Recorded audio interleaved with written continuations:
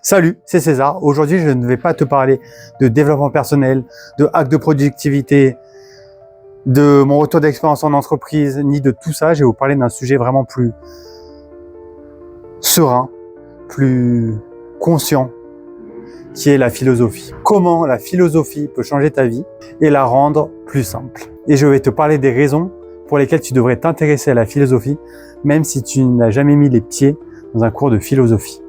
Je t'assure que je ne suis pas un expert en philosophie. C'est juste lors de discussions profondes avec une amie que j'ai eue sur sa façon de penser, sur pourquoi elle abordait des sujets différemment, différents angles de pensée, tout ça, et ça m'a vraiment enrichi. Je me suis dit, comment ça se fait que d'autres personnes pensent comme moi? Qu'est-ce qui font en sorte que ces personnes abordent ces sujets-là de certaines manières, etc. Et je me suis dit, c'est vraiment lié à la philosophie. Grâce à cela, je suis plus rationnel, plus posé dans mes réflexions, dans ma prise de décision, j'ai une meilleure analyse des sujets. Bien sûr, je suis toujours en train d'apprendre, d'évoluer, de lire plus de philosophie, de m'interroger encore plus sur ce monde. Et c'est vraiment un chemin en perpétuelle évolution. Je suis toujours en apprentissage.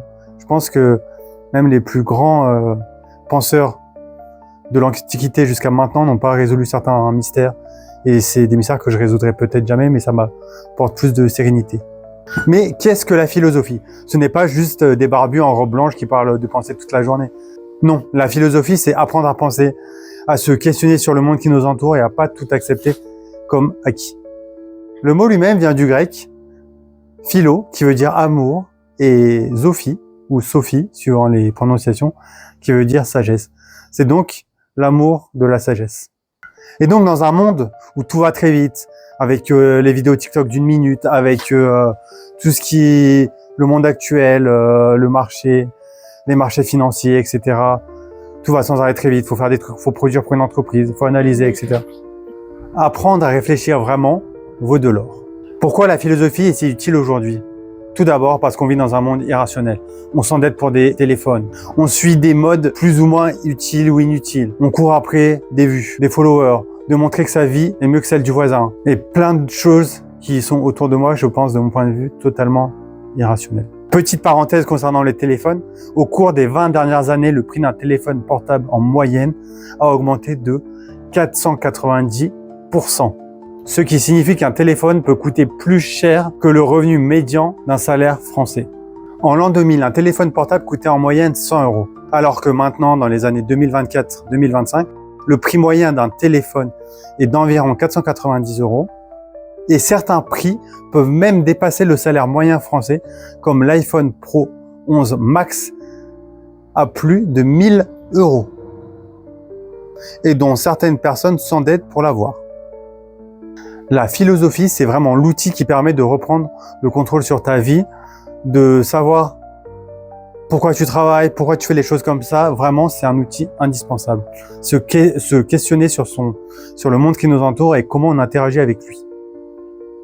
Ce que la philosophie m'a appris, c'est que c'est pas grave de ne pas avoir toutes les réponses.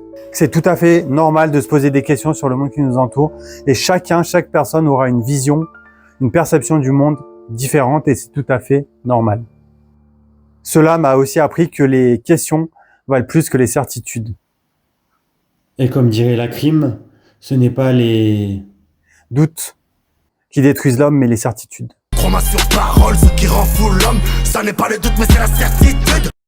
Alors, par où commencer? Donc, je peux vous recommander certains ouvrages, comme Apprendre à vivre de Luc Ferry, ou L'art de la guerre, justement pour parler de stratégie. Moi, vraiment, l'art de la guerre, ça m'a vraiment parlé, justement, pour tout ce qui est relationnel en entreprise, l'argumentation pour faire face à ses chefs, à développer des projets, etc. On est souvent en lutte, en opposition pour la concurrence, etc. Donc ça m'a vraiment appris à réfléchir et aborder le problème différemment.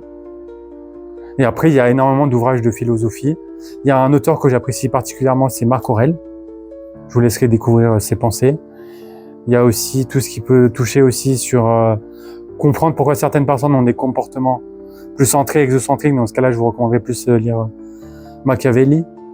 Et après, différents penseurs, etc. N'hésitez pas à vous renseigner sur Internet, en regardant des vidéos YouTube, en parlant autour de vous, et puis vous trouverez peut-être plus ou moins votre courant de pensée.